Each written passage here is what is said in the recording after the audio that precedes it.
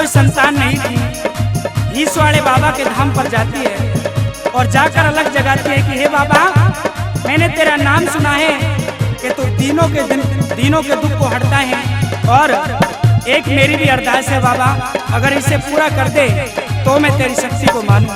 आइए किस तरह वो दुखी अरदास लगाती है बाबा ईश वाले से।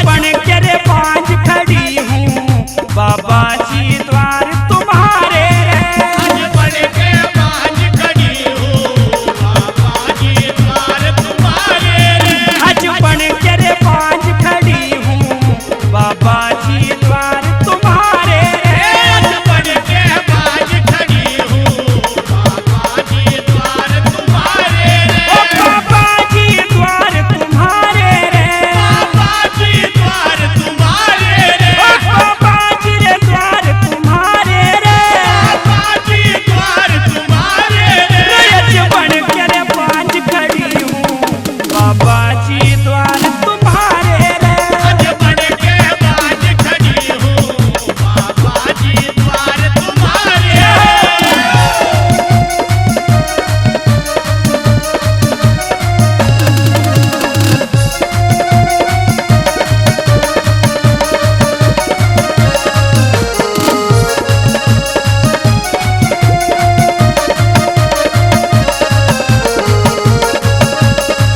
और कहती है दुर्गा की बाबा, जिसने भी जैसा बताया, वेद डॉक्टरों के पास मैं सारी जगह घूम ली, लेकिन 18 साल हो गए एक सूनी कोप के मारे मुझे घूमते घूमते तेरे दर पे आकर अलग जगाई है। अगर तुझ में शक्ति होगी तो मेरी मन की आवाज को जरूर सुनेगा। आइए कैसे, पहली बात बताया।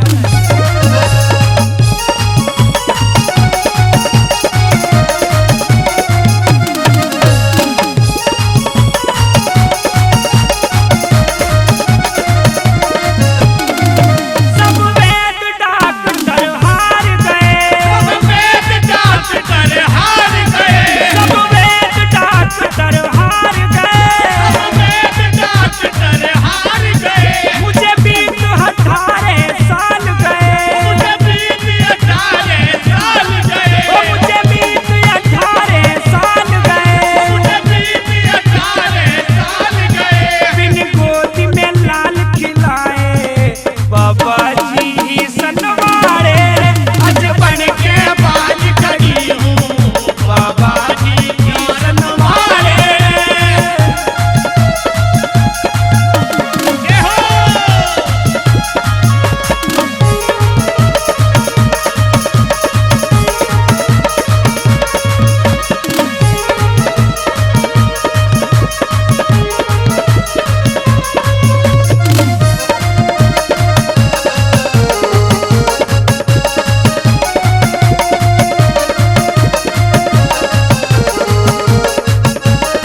और रोते रोते अरदास करती है वो दुखिया, नैनों से आंसुओं की धारा बहने लगती है।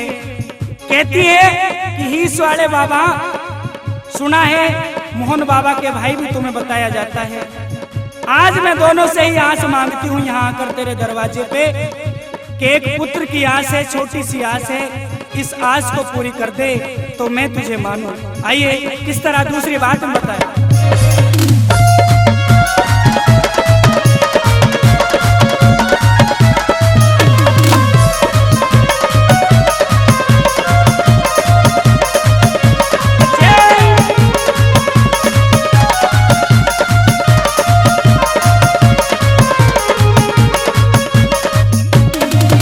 फिर रोस गात रोवन लागी, फिर रोज जात रोवन लागी, फिर रोस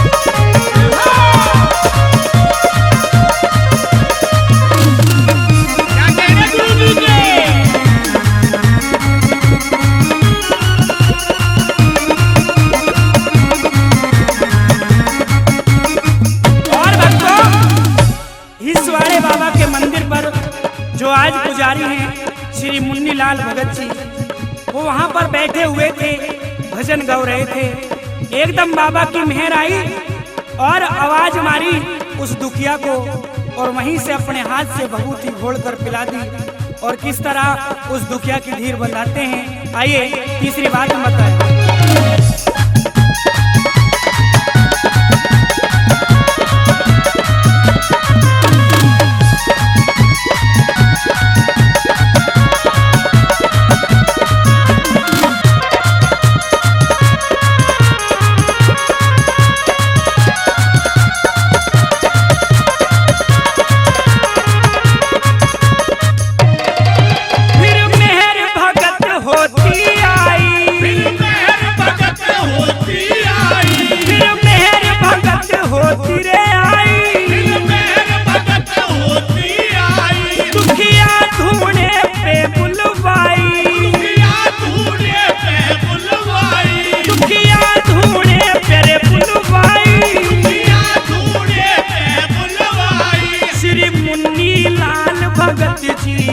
वहाँ घोड़ भभूति प्यारे रे, आज बन के बाज खड़ी हूँ बाबा जी द्वार तुम्हारे।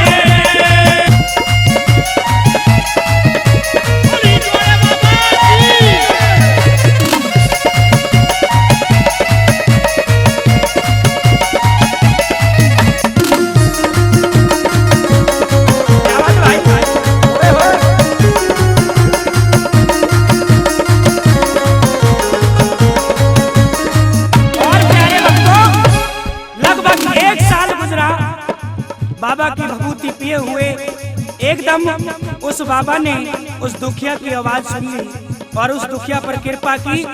1 साल में ही उसकी कोख से एक बेटे ने जन्म लिया।